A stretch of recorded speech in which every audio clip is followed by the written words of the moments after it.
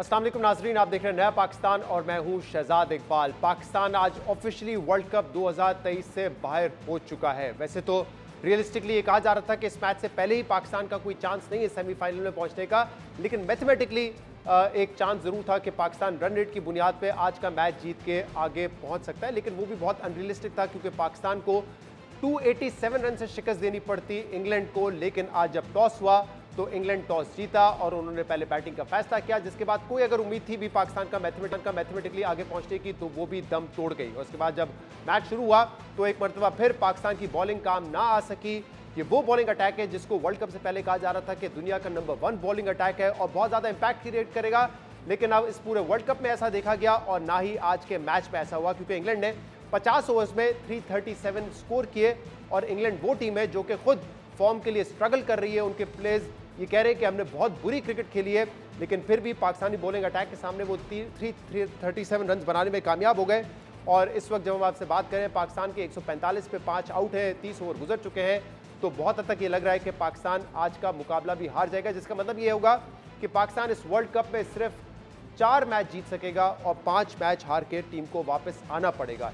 लेकिन कल तक बाबर आजम ये कह रहे थे कि अगर हमारी पहले बैटिंग आती है तो हमारे पास प्लान मौजूद है। वो इस उम्मीद का इजहार कर रहे थे कि हम बेहतर क्रिकेट खेल के बनाकर हम जो है वो स्कोर कर लेंगे, लेकिन ऐसा हुआ नहीं। जैसे कि पाकिस्तान की बैटिंग आज पहले आई नहीं, लेकिन अब सवालात उठना शुरू हो गए हैं टीम की सिलेक्शंस पर भी, कुछ खिलाड़ियों पर भी, और ख़ास तौर पे कल प्रेस कॉन्फ्रेंस में बाबर आजम की कप्तानी के हवाले से भी सवाल हुआ, तो उन्होंने जवाब दिया कि पिछले 2-3 साल में और 2-3 टूर्नामेंट्स में आप देखें तो मेरी कारकर्दगी ऐसी नहीं है जिससे ये महसूस हो कि मुझ पर कप्तानी का प्रेशर है।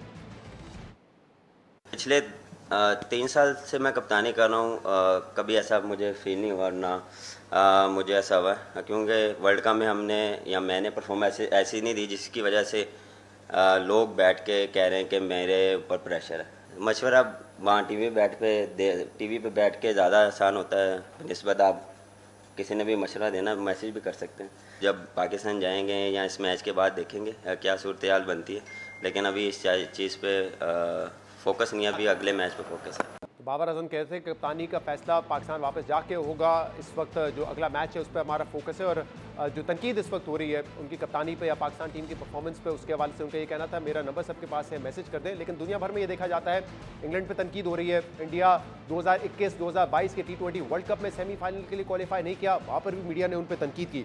लेकिन इस वर्ल्ड कप से पहले, और इनफैक्ट बाबर आजम कह रहे थे कि परफॉर्मेंस के हवाले से मेरी ऐसी परफॉर्मेंस नहीं है, लेकिन अगर इस वर्ल्ड कप में भी देखा जाए तो जो बाबर की क्वालिटी है, क्योंकि उनको शुमार किया जाता है दुनिया के टॉप 3-4 बैटर्स में से है, खासतौर पे ओडीआई में उनको रेट किया जाता है कि वो स्टीव स्मिथ या विलियमसन से बेहतर खिलाड़ी है। लेकिन इस वर्ल्ड कप में 40 का उनका औसत है, लेकिन उससे ज़्यादा जो डिसअपॉइंटिंग बात थी वो उनका स्ट्राइक रेट था, क्योंकि रन्स बहुत ज़्यादा बन रहे हैं इंडियन विकेट्स पे, लेकिन बाबर आजम का जो स्ट्राइक रेट है इस वर्ल्ड कप में वो 82 का है, यानी कि कोई एक इम्पैक्टफुल इनिंग उन्होंने नहीं खेली। कुछ मैचेस में उन्होंने निस्फ सेंचुरी तो की है, 4 की इनफैक्ट इस वर्ल्ड कप में, लेकिन कोई ऐसी इनिंग नहीं थी जो कि मैच विनिंग करार दी जाए या जिसका इम्पैक्ट हमने इस वर्ल्ड कप में देखा हो। लेकिन वर्ल्ड कप से पहले बाबर आजम पर उम्मीद थे। जब उनसे सवाल हुआ कि क्या टॉप 4 में क्वालिफाई कर जाएगी, तो उन्होंने कहा टॉप 4 में नहीं, हम नंबर 1 आएंगे। पंडित कह रहे हैं कि पाकिस्तान 4 में आ जाएगा, आपका क्या हदफ है? सर आप 4 बॉल नीचे ले गए हैं। अगर मेरे हिसाब से लेंगे इंशाल्लाह नंबर 1 ही आएंगे, इंशाल्लाह नंबर 1 ही आएंगे, इंशाल्लाह नंबर 1 ही आएंगे। तो बाबर आजम की उम्मीद थी कि हम नंबर 1 आएंगे, और कोई भी टीम जब वर्ल्ड कप में जाती है तो उसका एम, उसका टारगेट यही होना चाहिए कि पाकिस्तान टीम या उसकी टीम नंबर 1 आएगी, लेकिन ऐसा हुआ नहीं।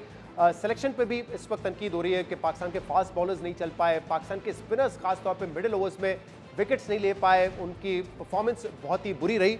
लेकिन इस वर्ल्ड कप से पहले जब बाबर से टीम सिलेक्शन पे बात हुई थी तो उन्होंने कहा था कि मैं बहुत कम चेंजेस करता हूं, अपने स्पिनर्स पे भी उन्होंने एतमाद का इजहार किया था। मैं बहुत कम चेंजेस करता हूं, क्योंकि मैं कोशिश करता हूं कि सबको इकट्ठा रखा जाए। जब इकट्ठा रखते हैं तो फिर आपको रिजल्ट आते हैं, आपको लगता है कि अच्छे नहीं है। मेरी नज़र से मेरे बेस्ट प्लेयर्स हैं, मेरे बेस्ट स्पिनर्स हैं, जितने भी मेरे स्पिनर्स हैं वो अच्छी परफॉर्मेंस देंगे और वर्ल्ड कप में अच्छा करेंगे। ये वही प्लेयर्स हैं जो जिन्होंने मैच भी जितवाए हैं, और ये वही प्लेयर्स हैं जिनकी वजह से नंबर 1 भी बने हैं।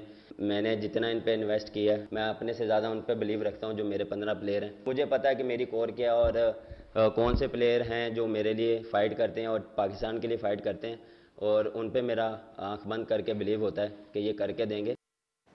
बतौर कप्तान बाबर आजम का अपने प्लेयर्स पे बिलीव था, ट्रस्ट था। स्पिनर्स को उन्होंने कहा कि हमारे अच्छे स्पिनर्स हैं, लेकिन इस टूर्नामेंट में श्रीलंका के बाद अगर सबसे बेहतरीन स्पिनर्स की परफॉर्मेंस रही हो तो वो पाकिस्तान की है। इवन नीदरलैंड हो, श्रीलंका हो, या जो बड़ी टीम्स हैं, जो ताकतवर टीम्स हैं, उनकी भी अगर आप परफॉर्मेंस देखें तो स्पिन डिपार्टमेंट में पाकिस्तान से बहुत बेहतर रही है। क्या आदाद शुमार है वो थोड़ी देर में आपको बताते हैं, लेकिन इस वक्त एज वी स्पीक पाकिस्तान की 7वीं विकेट भी गिर चुकी है, यानी कि अब पाकिस्तान मुश्किल ये मैच जीत सकता है। शायद अगर कोई मैक्सवेल की तरह परफॉर्म कर दे तो ही पाकिस्तान इस मैच भी जीत सकता है, जिसके इम्कान इस वक्त कम नजर आ रहे हैं। जरा ओवरऑल इस वर्ल्ड कप की परफॉर्मेंस पे बात करते हैं, क्योंकि T20 में तो पाकिस्तान ने बेहतर परफॉर्म किया है, लेकिन 50 ओवर वर्ल्ड कप में पाकिस्तान की कारकर्दगी न सिर्फ इस वर्ल्ड कप में बल्कि 21वीं सदी में जितने भी टूर्नामेंट्स हुए हैं वर्ल्ड कप के सिवाय एक को छोड़ के पाकिस्तान की परफॉर्मेंस बड़ी मायूस कुन रही है। इस 21वीं सदी में अब तक 6 वर्ल्ड कप पाकिस्तान सिर्फ 2011 के वर्ल्ड कप में सेमीफाइनल के लिए क्वालिफाई किया था। उस वक्त शाहिद आफरीदी टीम के कप्तान थे और मोहाली में पाकिस्तान इंडिया से हारा था।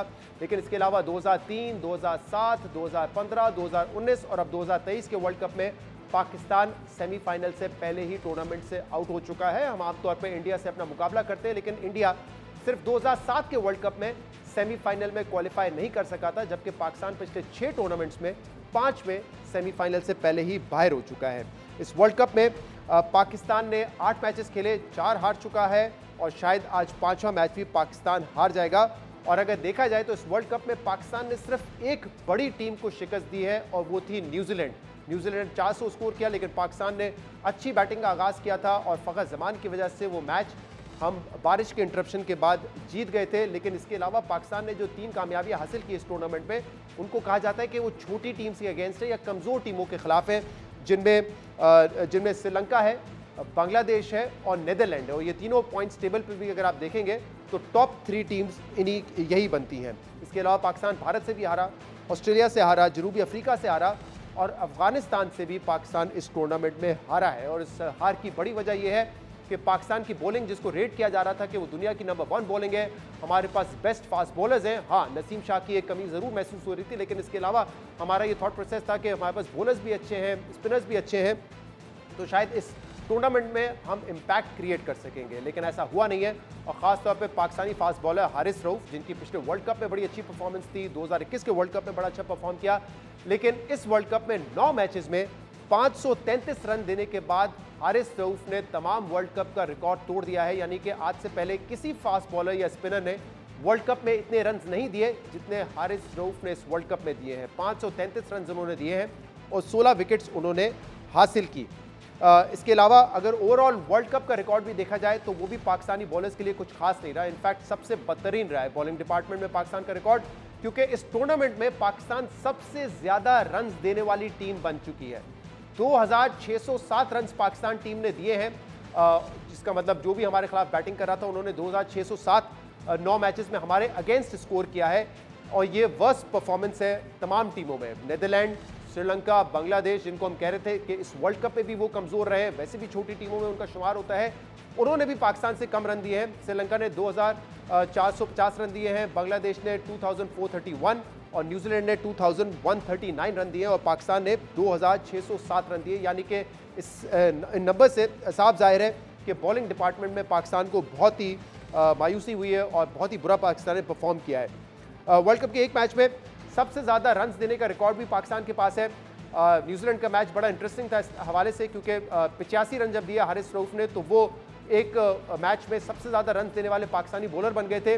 लेकिन उसी मैच में शाहीन शाह अफरीदी ने उनका रिकॉर्ड तोड़ा। 5-10 मिनट बाद अगले ओवर में ही शाहीन शाह अफरीदी ने 90 रन दे दिए, यानी कि वो सबसे ज़्यादा रन देने वाले पाकिस्तानी खिलाड़ी किसी एक मैच में बन गए। शाहीन शाह अफरीदी बहरहाल इस वर्ल्ड कप में 18 विकेट उन्होंने हासिल किए। इसके अलावा जो स्पिनर्स की परफॉर्मेंस है उस पर नज़र डालते हैं, क्योंकि इंडियन विकेट्स पे कहा जा रहा था आपके पास अच्छे स्पिनर्स होना ज़रूरी है, ताकि जो मिडिल ओवर्स होंगे वहाँ पे आप इम्पैक्ट क्रिएट कर सकें, विकेट्स ले सकें। और हम देख रहे हैं कि इस टूर्नामेंट में वही टीम आगे पहुँची है जिसने मिडिल ओवर्स में विकेट्स हासिल किए हैं। लेकिन पाकिस्तान के जो स्पिनर्स हैं वो 4 स्पिनर खेले पाकिस्तान के। शादाब ने खेला, उसामा मीर ने खेला, इफ्तिखार ने खेला और इसके अलावा टीम में मोहम्मद नवाज भी थे। तो 4 स्पिनर्स ने मिला के 9 मैचेस में सिर्फ 12 विकेट हासिल किए। अफगानिस्तान के स्पिनर्स ने 32 विकेट लिए, भारत के स्पिनर्स ने 27 विकेट लिए बांग्लादेशी स्पिनर्स ने 25 विकेट लिए, यानी कि पाकिस्तान इस स्पिन डिपार्टमेंट में सबसे पीछे रहा है। और जो हमारे सबसे जो कह सकते हैं स्पिनर्स जिन पे हम रिलाई कर रहे थे वो शादाब थे, और शादाब की परफॉर्मेंस इस वर्ल्ड कप में बहुत ज़्यादा बुरी रही। 6 मैचेस उन्होंने खेले और 6 मैचेस में शादाब ने सिर्फ 2 विकेट्स हासिल किए हैं, और उन्होंने जो रन्स पर ओवर दिए हैं वो भी बहुत ज़्यादा है, 6 रन से ज़्यादा उन्होंने रन्स दिए हैं। जबकि जो दूसरे टीम के जो मेन स्पिनर्स थे उन्होंने जो विकेट ली, जैम्पा ने ऑस्ट्रेलिया के लिए खेलते हैं 22 विकेट हासिल किए, आदिल राशिद ने 13 विकेट हासिल किए, जडेजा ने 14 विकेट हासिल किए, महाराज जो साउथ अफ्रीकन स्पिनर है, लेफ्ट आर्म स्पिनर, उन्होंने 14 विकेट लिए, और न्यूजीलैंड के लेफ्ट आर्म स्पिनर सेटर ने 16 विकेट लिए, शकीब उल हसन ने 9 विकेट लिए, जबकि हमारे जो मेन स्पिनर थे शादाब, उन्होंने सिर्फ 2 विकेट हासिल किए। तो इस वर्ल्ड कप में कोई खास पॉजिटिव तो नहीं है पाकिस्तान के लिए, पाकिस्तान बाहर हो गया है, सबसे बड़ा नेगेटिव तो यही है। लेकिन कुछ कारकर्दगी या कुछ परफॉर्मेंसेस ऐसी रही जो कि नुमाया है, जिसमें शाहीन शाह आफरीदी हैं, उन्होंने इस वर्ल्ड कप में 18 विकेट हासिल किए, जो कि पाकिस्तान के लिए एक रिकॉर्ड है। 1992 में वसीम अकरम ने जो है वो 18 विकेट लिए थे पाकिस्तान की तरफ से, और मैन ऑफ द मैच भी थे फाइनल में वसीम अकरम, तो उनका रिकॉर्ड शाहीन शाह आफरीदी ने बराबर किया। लेकिन आई थिंक कुछ मैचेस में शाहीन शाह आफरीदी भी ऑफ कलर नजर आए, बट पाकिस्तानी बॉलिंग की अगर बात की जाए तो बेस्ट परफॉर्मेंस उनकी थी। फ़खर जमान, जिन्होंने बांग्लादेश के मैच और न्यूजीलैंड के मैच में दिखाया है कि अगर आपने वर्ल्ड कप जीतना है, मैचेस जीतने हैं, तो ऊपर आके किस इंटेंट के साथ बैटिंग करनी चाहिए, तो उन्होंने 2 मैचेस में ही 18 छक्के लगाए थे। और इन 2 मैचेस से पहले अगर पाकिस्तान टीम का मुवाजना दूसरी टीम से किया जाए तो सबसे कम एग्रेसिव शॉट्स पावर प्ले में पाकिस्तान टीम के थे। सिर्फ 19% शॉट्स पाकिस्तान ने एग्रेसिव खेले थे, यानी कि वो इंटेंट दिखाने की कोशिश की थी कि हम पावर प्ले में स्कोर करना चाहते हैं, जो कि किसी भी टीम नीदरलैंड से, बांग्लादेश से सबसे कम है। 19% हमारे सिर्फ एग्रेसिव शॉट थे, लेकिन फ़खर जमान ने उसको चेंज किया बांग्लादेश के मैच में और फिर न्यूजीलैंड के मैच में उसको कंटिन्यू किया। इसके अलावा एक रिकॉर्ड पाकिस्तान ने जो इस वर्ल्ड कप में अपने पास हासिल किया था वो ये था कि श्रीलंका के अगेंस्ट हमने रिकॉर्ड चेज किया था 345 का, और ये रिकॉर्ड इस वक्त भी बरकरार है। तो ये कुछ पॉजिटिव्स हैं। अदरवाइज़ पाकिस्तान की जो परफॉर्मेंस है वो बड़ी मायूस कुन रही। अब आगे क्या होगा, क्या सेलेक्टर्स जो हैं वो नए लड़कों की तरफ देखेंगे, बाबर आजम को हटाया जाएगा या बाबर आजम खुद इस्तीफ़ा देंगे, या बाबर आजम चाहेंगे कि उनको आगे भी मौका मिले? ये सब सवालात हैं जिनके जवाब इस वक्त तक नहीं मिले हैं। लेकिन हम एक ब्रेक लेंगे और इसके बाद अपने पैनल से बात करेंगे आज के मैच के हवाले से भी, इस वर्ल्ड कप के हवाले से भी, उनकी क्या राय है इस पर। Stay with us.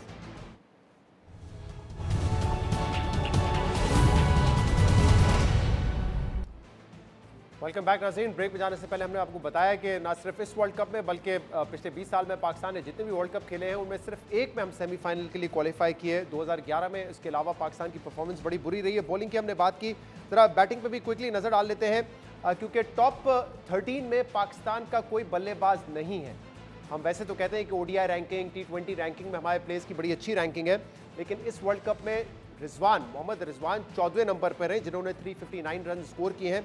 इसके अलावा बाबर आजम ने 282 रन स्कोर किए, 40 की उनकी औसत है। इमामुल हक 162 रन उन्होंने बनाए 27 की औसत से। सऊद शकील 212, 35 रन की उनकी एवरेज थी। इफ्तिखार अहमद ने 139 स्कोर किया है, 27 रन की उनकी एवरेज थी। यानी कि आप देख सकते हैं कि बाबर आजम और रिजवान के अलावा 40 से ऊपर किसी की एवरेज भी नहीं है। और 4 मरतबा पाकिस्तान ने इस टूर्नामेंट में पहले बैटिंग की है और 301 मरतबा भी स्कोर नहीं किया। चेस करते हुए पाकिस्तान ने 2 मरतबा 300 रन बनाए, श्रीलंका के अगेंस्ट कामयाबी हुए, ऑस्ट्रेलिया के अगेंस्ट 300 बनाए लेकिन कामयाबी नहीं हुई। लेकिन पहले बैटिंग करते हुए पाकिस्तान ने 300 रन एक मरतबा भी स्कोर नहीं किए, जिससे ये अंदाज़ा लगाया जा सकता है कि पाकिस्तान की बैटिंग और बॉलिंग दोनों फ्लॉप रही हैं इस वर्ल्ड कप में। अब्दुल रज़ाक साहब इस वक्त हमारे साथ मौजूद है, साबिक टेस्ट क्रिकेटर। रज़ाक साहब, ओवरऑल वर्ल्ड कप पे तो बात करते हैं, लेकिन आज के मैच के बाबर आजम ने इस उम्मीद का इजहार किया था कि अभी भी हम रन रेट के लिए जाएंगे, और रन रेट क्या था, हमें 500 बनाने थे जो कि कभी नहीं बने वनडे तारीख में, और फिर हमें उनको आउट करना पड़ता है इंग्लैंड को 211 पे। लेकिन ऐसा हुआ ही नहीं क्योंकि पाकिस्तान की पहले बैटिंग ही नहीं आई। लेकिन आज का मैच ओवरऑल भी बॉलिंग वाइज हमने फिर 337 रन दे दिए, बैटिंग में हम फेल हो रहे हैं और ऐसा लग रहा है ये मैच भी पाकिस्तान बड़े मार्जिन से हारेगा। डेफिनेटली भाई, ओवरऑल पाकिस्तान टीम का बहुत मजाक उड़ा है ये इरफान बट्स और ये जितने भी नेट रन रेट वगैरह चीज़ों में, बारिश वगैरह में, और इंडिया में बहुत ज़्यादा मजाक उड़ रहा है। और इस तरह की चीज़ें नहीं होनी चाहिए। आप अच्छी क्रिकेट नहीं खेली आपने, और हमारी प्रॉब्लम यही है कि हम अपनी गलती मानते नहीं है। और जिस तरह की आज बॉलिंग की है, फील्डिंग की है और बैटिंग पाकिस्तान ने की है, तो अगर न्यूजीलैंड हार भी जाता श्रीलंका से तो पाकिस्तान तो शायद फिर भी क्वालिफाई ना करता। और हमारा बस यही होता है कि जी बारिश हो गई और पाकिस्तान ये कर देगा, फखर चल पड़ा तो वो विकेट पे ही रहेगा तो ये हो जाएगा, कुछ भी नहीं हुआ। आज देख लें, आज असल क्रिकेट जो हुई है वो इंग्लैंड ने खेला है। इतनी डाउन उनकी परफॉर्मेंस थी और पाकिस्तान के खिलाफ वो ऐसे लग रहा था जैसे कि वो क्वालिफाई कर चुके हैं सेमीफाइनल के लिए। तो बहुत ही आउटस्टैंडिंग परफॉर्मेंस इंग्लैंड ने दी है और पाकिस्तान को ये मानना पड़ेगा कि पाकिस्तान ने पिछले 3-4 सालों में कोई डेवलप नहीं किया प्लेयर, ना हाँ, प्लेयर को उस कॉन्फिडेंस पर आने मिला से पहले है और रजाक ना साहब, वर्ल्ड कप आज की आज कोई शायद तैयारी। एक ये एक्सक्यूज, अगर मिकी आर्थर साहब तो ये भी कहते रहे कि स्टेडियम में दिल पाकिस्तान नहीं बजा, वो ज्यादती हुई, मतलब मैच पे आप बात करें, आप इस तरह की साइड इश्यूज को लेके आ जाते हैं, तो शायद आज ये एक एक्सक्यूज हो मिकी आर्थर के पास कि टीम क्योंकि क्वालिफाई नहीं कर रही थी इसलिए डीमोरलाइज थे। लेकिन दूसरी तरफ इंग्लैंड है, वो तो बहुत ज्यादा डीमोरलाइज होना चाहिए, वो तो सिर्फ 2 मैचेस जीते थे, तो ऐसा नहीं था कि पाकिस्तान एटलीस्ट एक परफॉर्मेंस तो दे सकता था आखिरी मैच में, लेकिन वो भी नजर नहीं आई हमें। डेफिनेटली देखें, हम हमारे जितने मैनेजमेंट में लोग रखे हुए हैं सिर्फ इनको इंग्लिश आती है और हम इंग्लिश से बहुत इम्प्रेस हैं। और हमारी प्रॉब्लम यही है, इंग्लिश मैन बेशक झूठ बोल रहा हो या उसके दिल में कुछ और हो, जुबान पे कुछ और हो, तो हमें ये चीज़ें बहुत अच्छी लगती हैं कि वो इंग्लिश बोल रहा है। और इन लोगों का कसूर नहीं है, ये तो उन लोगों का कसूर है जो इनको लेके आए हैं और जिन्होंने इनको हमारे सर पे रखा हुआ है।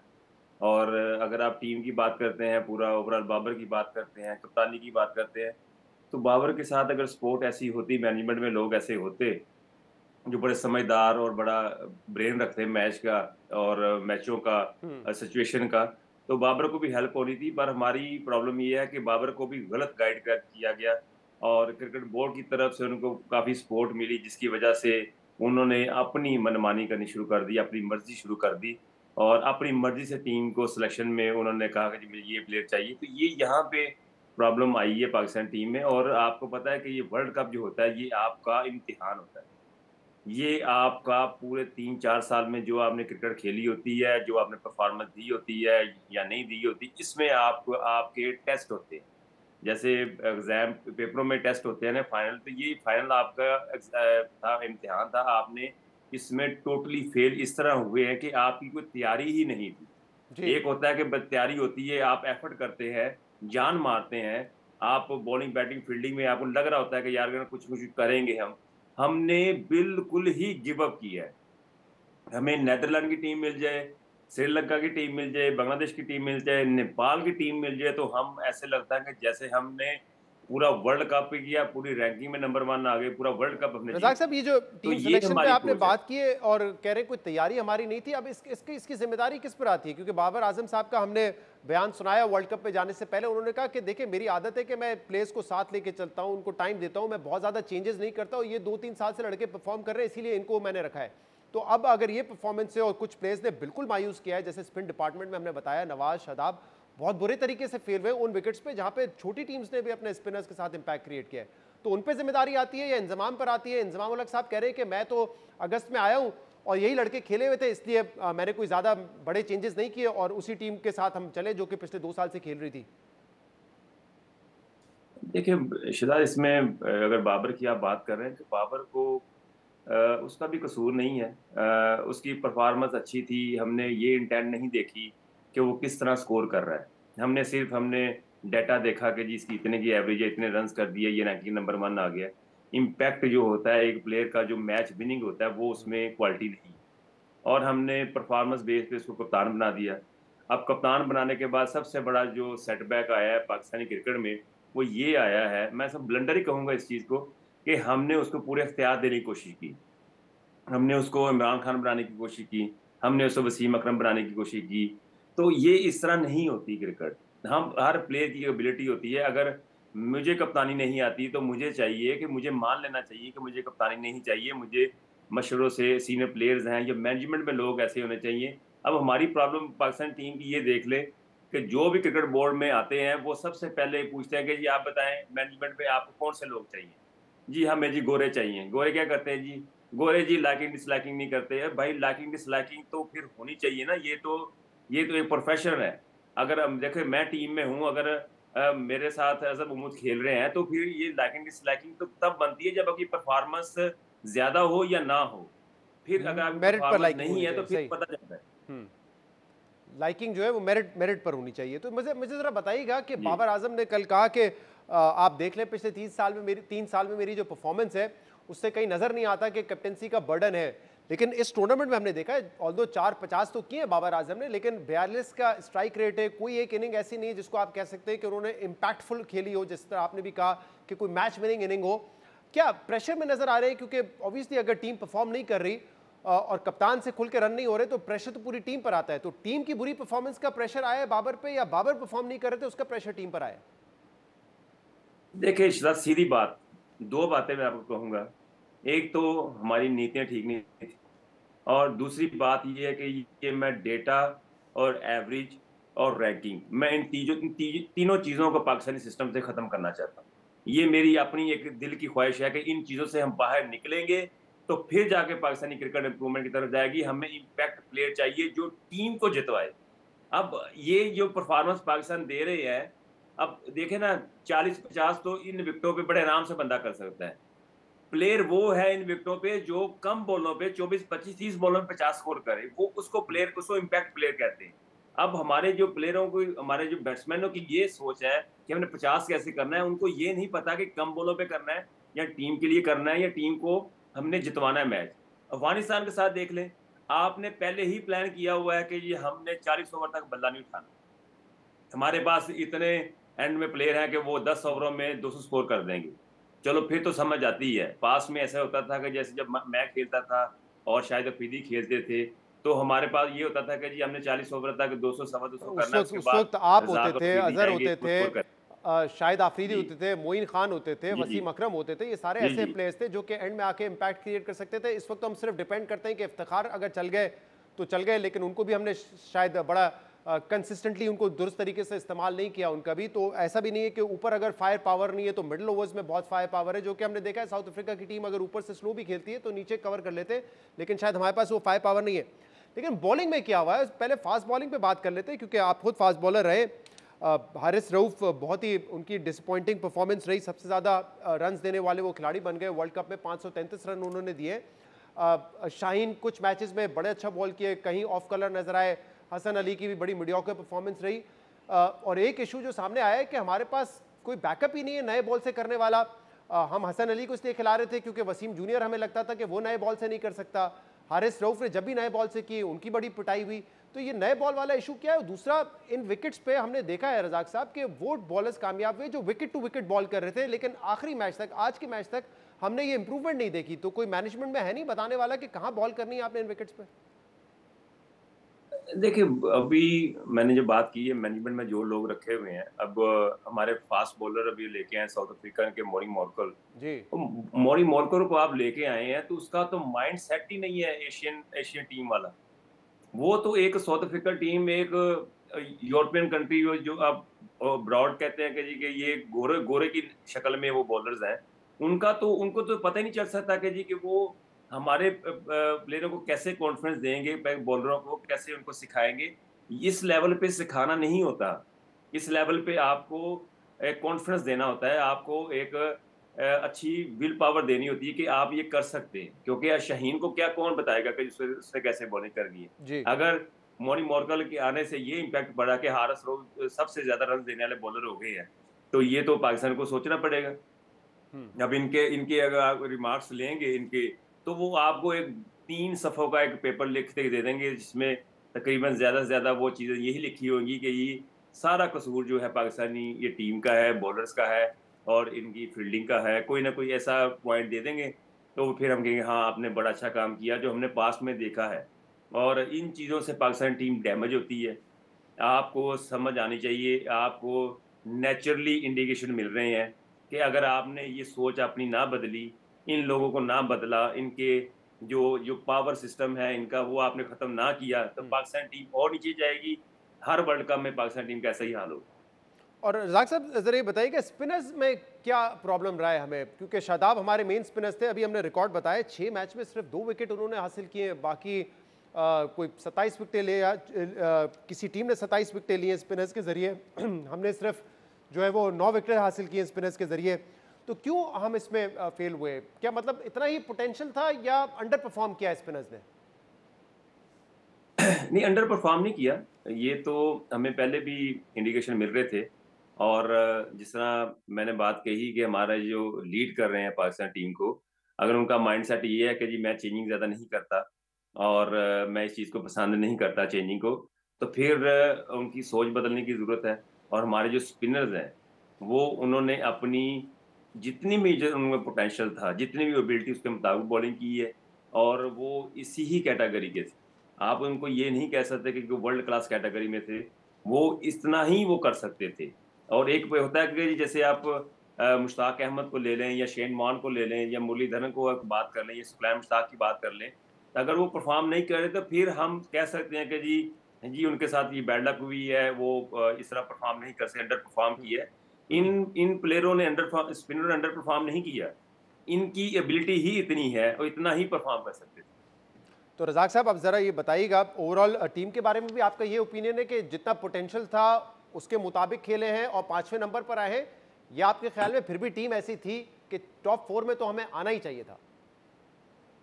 देखिए शिदा, सीधी बात ये है कि ये पाकिस्तानी क्रिकेट बोर्ड वालों को अल्लाह थोड़ी सी अकल दे और हिदायत दे कि ये जो रैंकिंग और एवरेज और ये डेटाबेस, इन चीज़ों से जब तक हम नहीं निकलेंगे तो इस तरह ही परफॉर्मेंस ये देते रहेंगे।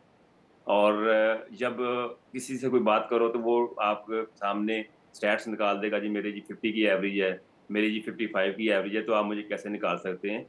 जब ये सोच प्लेयरों की है तो हम उनके साथ क्या क्या कर सकते हैं? या तो फिर ये है कि आप बिल्कुल सबके साथ इंसाफ करें और इन लेकिन चीज़ों लेकिन को रज़ाक ख़त्म साहब, ये करके जो इंसाफ कब टीम से नहीं में। हो रहा है? क्योंकि जैसे हमने बताया 2003 में पाकिस्तान की बहुत बड़ी टीम थी, वकार यूनुस, वसीम अकरम, शोएब अख्तर, आप समेत इंजमाम, मोहम्मद यूसुफ, ये सारे प्लेयर्स थे।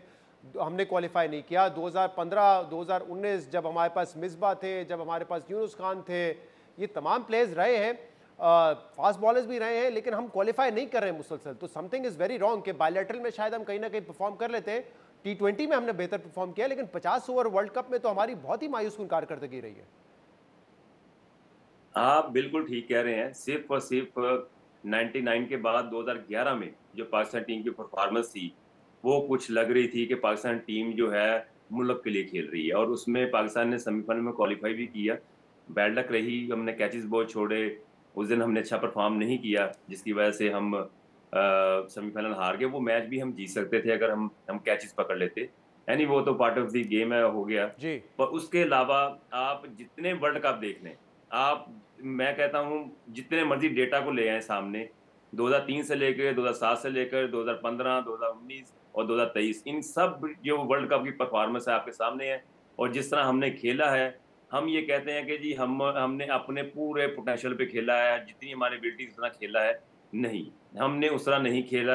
आपकी एवरेज, आप सारे एवरेज प्लेयर हैं इसलिए कि आपकी एबिलिटी इतनी है, आप इस तरह ही खेल सकते हैं। अगर यही टीम अगले वर्ल्ड कप में भी रहेगी तो ऐसे ही तो खेलेगी। अब ज़रा मैं इन्होंने कोई चाहूँगा चेंजिंग नहीं रज़ाक करनी। साहब, ज़रा अब आप ऑनेस्टली और बड़े खुल के जवाब दीजिएगा, क्योंकि आप कोच भी रहे हैं, आपने सिलेक्शन भी की है। तो ये अब पाकिस्तान ने अगले साल तक वनडे क्रिकेट तो नहीं खेलनी है। अब जब ये टीम आ जाती है तो वाइट बॉल में ऑलमोस्ट सेम प्लेयर्स होते हैं, T20 और वनडे में कुछ 1-2 प्लेयर्स का फ़र्क हो जाता है। क्या चेंजेस करेंगे? क्योंकि आपने एक बयान दिया था कि अफगानिस्तान के साथ जब पाकिस्तान मैच हारा तो बाबर आजम को कप्तानी वहीं पे छोड़ देनी चाहिए थी। मैं इस बात से इत्तेफाक नहीं करता। वर्ल्ड कप मुकम्मल हो जाए, इसके बाद जो फैसले बाबर आजम ने कर रहे हैं वो करें, या जो बोर्ड ने फैसले करने वो करें। लेकिन आप जरा बताइए, कप्तानी से शुरू करते हैं। अगर आपके हाथ में हो मामला तो आप कप्तान चेंज करेंगे और फिर किसको कप्तान बनाएंगे टीम का? देखिए, जब मुल्क की बात आती है ना, तो आपको कोई ना कोई डिसीजन लेने पड़ते हैं। और बेशक वो हार्ड हो या फिर बहुत ज़्यादा आप समझें कि ये कि नाइंसाफ़ी की तरफ समझें कि ये अगर हाँ। इस तरह हम कर देंगे तो नाइंसाफ़ी हो जाएगी। और इस तरह देखिए, टीम को हमेशा टीमें वो जीती हैं जिनकी नीयत अच्छी होती है, जो मुल्क के लिए सोच होती है। अगर बाबर वहाँ पे स्टेप डाउन कर देते अफ़गानिस्तान के मैच के बाद, तो मैं समझता हूँ ये बड़ा अच्छा होता पाकिस्तान के लिए और आप और फिर एक किसको नई आप लहर कप्तान नज़र बनाते? आएगी। क्योंकि आप वाइस कप्तान तो शादाब थे, शादाब को बना देते फिर कप्तान। देखिए, वाइस कप्तानी का तो ये तो हमेशा कोई ऐसा ही होता है। पाकिस्तान टीम में वाइस कप्तान का कोई इतना इम्पैक्ट नहीं होता जितना एक पेपर में होता है। अच्छा, और तो किसको हमने बनाते हैं? देखा है आज वो। अगर आपकी एडवाइस पे बाबर आजम साहब अफगानिस्तान मैच के बाद कप्तानी छोड़ देते तो कप्तान कौन बनता टीम में फिर? देखिए, ऑप्शनें हैं काफ़ी। सर फ़खर, बताएं ना आप कौन फ़खर सा को ऑप्शन बना है। सकते थे। फखर को बनाते देखिए, आप? फ़खर को बना सकते थे आप। फ़खर फ़खर कप्तानी कर सकते थे। और अगर आप ने बहुत ज़्यादा अच्छा करना है तो शाहीन शाह अफरीदी को आप दे सकते हैं, क्योंकि वो भी कलंदर में भी लाहौर कलंदर की टीम से भी कप्तानी कर जी, चुके थे। दो टूर्नामेंट हमने ये जिताए। देखना है कि हमने ये देखना है कि टीम को लेके कैसे चलना है। सही। हमने एक देखिए, कप्तान का मतलब ये नहीं होता कि वो कप्तान है, कप्तान का ये मतलब होता है कि ये एक टीम है। सही। हमारी तो जब अब मुझे सोच मुझे ये जरा ऐसी बताइए, टीम रहेगी। बनाने के लिए अब आप कप्तान चेंज करते हो, और कप्तान किसको बनाएंगे अब आप टीम का? शाहीन शाह देखिए अफरीदी अभी आपके तो ख्याल में? देखिए अभी ओवरऑल देखा जाए तो मैंने जो बात कही है, मैंने कहा जो कप्तान उसको बनाए जो एक टीम हो, वो एक कप्तान हो पर हो एज ए प्लेयर। नहीं नहीं, कौन तो वो जब तक पोटेंशियल किस ये में नजर चीज आ रहा है हमारी आपको रजाक नहीं साहब? होगी। वो किस में नजर आ रहा है वो पोटेंशियल? देखिए पोटेंशियल की ये तो अभी सोच की बात है ना। अभी मैं आपको बता रहा हूँ कि मैनेजमेंट पे लोग ऐसे आने चाहिए जो बड़े समझदार हों, जिन्होंने क्रिकेट खेली हो और जो क्रिकेट को अंडरस्टैंड करते हो। कप्तान जिसको मर्जी बना दे, जब वो उसके साथ लेके चलेंगे तो चीजें ये हल हो जाएंगी। ये कप्तानी का एलिमेंट ही खत्म हो जाएगा कि जी मैं कप्तान हूँ। जब ये मैं कप्तानी का आता है ना, तो पाकिस्तान टीम में तब प्रॉब्लम आती है। मैं कह रहा हूँ कि पूरी टीम को एक होना चाहिए, उसमें ना कोई आपको कप्तान लगे, ना नहीं, उसमें वाइस लेकिन कप्तान रजाक लगे, साहब, ना कोई सीनियर प्लेयर लगे, ये जब एक कैसे हो टीम सकता होगी। है? 99 में पाकिस्तान की बेस्ट टीम थी और उसमें एक बड़ा किरदार वसीम अकरम की लीडरशिप का था। ऐसा तो नहीं था सारे प्लेयर्स बराबर थे। या इमरान खान थे 92 में, उनकी एक लीडरशिप की दुनिया भर में तारीफ होती है, इंजमाम उल हक की कप्तानी की तारीफ होती है, तो आप किसी ना किसी बिल्कुल को तो देखो, कप्तान होना आप पड़ेगा बिल्कुल ना। ठीक कह रहे हैं। 2007 में ये चीजें खत्म हो गई थी और जितने जितने पाकिस्तान के लेजेंड प्लेयर गुजरे हैं वो खत्म हो गए थे 2007 के बाद। और ये कप्तानी का वहां से बहुत बड़ा ये गैप आया है। उसके बाद हमने मिसबाह हक को दे दी, शोएब मलिक आ गए, फिर मोहम्मद हफीज आ गए, सरफराज आ गए, फिर बाबर आ गए। तो यही चीजें चलती जा रही हैं। तो वो लेकिन 2007 से कोई तो पहले का तो कप्तान छोड़ होगा ना दें जो जो फील्ड में प्लेयर थे। बताएगा कि तुमने यहाँ खड़े रहना है, बॉलिंग किसको देनी है, या फिर टीम मैनेजमेंट डिसाइड करेगी और 11 के 11 खिलाड़ी जो है उनकी एक बराबर जैसी हैसियत होगी, तो फैसले कौन करेगा ऑन फील्ड में? आप जो बात कर रहे हैं मैं बिल्कुल समझ रहा हूँ। मैं आपको बता रहा हूँ, एक यूनिटी की बात बता रहा हूँ। जी। जब तक ये क्रिकेट बोर्ड, पाकिस्तान टीम की मैनेजमेंट और कप्तान और प्लेयर एक प्लेटफॉर्म पे नहीं होंगे, तब ये चीजें हल नहीं हो सकती। हमारा हमारा हमारा सही। गैप है, हमारा सही। पीसीबी चले का गैप लग आखिरी रहा है, सवाल मुझे कप्तान इसका का जवाब अलग दे है। दे, किस प्लेयर को आपके ख्याल में अब ये व्हाइट बॉल क्रिकेट से हमें रेस्ट देना पड़ेगा या ड्रॉप करना पड़ेगा, अगर हमने तैयारी करनी है अगले वर्ल्ड कप की? 2024 में T20 वर्ल्ड कप है। देखिए इसमें अभी मैं नाम तो नहीं बताऊंगा, 4 या 5 प्लेयर ये जो है ना इस टीम में, वो अभी उनको रेस्ट करना पड़ेगा। अगर मौका मिला कभी तो फिर वो भी ये भी करके दिखा देंगे आपको। 4 या 5 प्लेयर इसमें जो बदलने पड़ेंगे, हमें डोमेस्टिक में से प्लेयर लेने पड़ेंगे। सही। और आपके ख्याल में डोमेस्टिक में हमारे पास इस क्वालिटी के प्लेयर हैं जो मौजूदा प्लेयर्स को रिप्लेस कर सके? जी जी डेफिनेटली इसमें है, क्यों नहीं। अब प्लेयर को बेसिकली पॉलिश करना होता है। इमरान खान का क्या काम था मुझे बताएं। इमरान खान का काम ये नहीं था कि वो ढूंढता था कि ये प्लेयर है। जो उसकी नजर पड़ जाती थी, आप उसकी नजर इतनी अच्छी थी, वो पॉलिश करते थे, उस प्लेयर को कॉन्फिडेंस देते थे, फिर उन्होंने सब प्लेयरों को बनाया है। सही। बहुत बहुत शुक्रिया, बहुत बहुत शुक्रिया। साबिक टेस्ट क्रिकेटर अब्दुल रज़ाक साहब मौजूद थे। जो टीम की परफॉर्मेंस थी उस पर जाहिर सी बात है जो शायकीन क्रिकेट है वो मायूस है, फैंस ज़्यादा एक्सपेक्ट कर रहे थे टीम से। लेकिन हम पहले भी ये कहते रहे कि तनकीद गेम पे हो सकती है, गलत फैसले हो उस पर तनकीद हो सकती है, अच्छे फैसले उस पर तारीफ हो सकती है, बुरी परफॉर्मेंस है उस पर तनकीद करें, अच्छी परफॉर्मेंस है उस पर तारीफ करें। लेकिन इस पूरे मामले में जो पाकिस्तान क्रिकेट बोर्ड का किरदार रहा है वो भी बहुत ही डिसअपॉइंटिंग रहा है, क्योंकि बीच टूर्नामेंट में उनकी तरफ से प्रेस रिलीज आती है जिसमें वो तनकीद का निशाना बनाते हैं कि ये टीम बाबर आजम की थी, इंजमाम की थी, और जब ये टीम वापस आएगी तो फिर हम फैसले करेंगे। इस तरह की प्रेस रिलीज हमने नहीं देखा किसी और बोर्ड ने दी हो। इन्होंने मुकम्मल तौर पे जिम्मेदारी जो है वो इंजमाम और बाबर आजम पर डालने की कोशिश की। इसके बाद ज़का अशरफ साहब ने एक इंटरव्यू भी दिया जिसमें उन्होंने बहुत सारी बातें की कि हमारी टीम मॉडर्न डे क्रिकेट नहीं खेलती, फिटनेस के मसाइल है। ये तमाम बातें उस वक्त होती है बोर्ड की तरफ से जब टीम वापस आ जाए, उसके बाद आप असेस करते हैं। जाहिर सी बात है असेस करना भी चाहिए कि कहाँ गड़बड़ हुई, कहाँ पे अच्छी परफॉर्मेंस थी। लेकिन इस पूरे एपिसोड में जो पीसीबी ने किरदार अदा किया वो बड़ा मायूस कुन था। फिर खबरें भी लीक की गई कॉन्फ्लिक्ट ऑफ इंटरेस्ट के हवाले से, सेलेक्टर ने बीच टूर्नामेंट में रिज़ाइन कर दिया, बाबर आजम जो मुल्क के कप्तान हैं उनके मैसेजेस भी लीक हुए। ये सब कुछ किरदार अदा किया पीसीबी ने। तो अगर हमने टीम को फिक्स करना है तो सबसे पहले बोर्ड ने अपने आप को फिक्स करना होगा, और जो फैसले होने हैं बोर्ड की तरफ से वो ऑब्वियसली उसी वक्त हो सकेंगे जब एक प्रॉपर मैनेजमेंट होगी। उसके बाद उनको देखना पड़ेगा कि क्रिकेट पाकिस्तान की कहाँ जा रही है। नाज़रीन, आज के प्रोग्राम में इतना ही। शो से इजाज़त दीजिए। अल्लाह हाफ़िज़।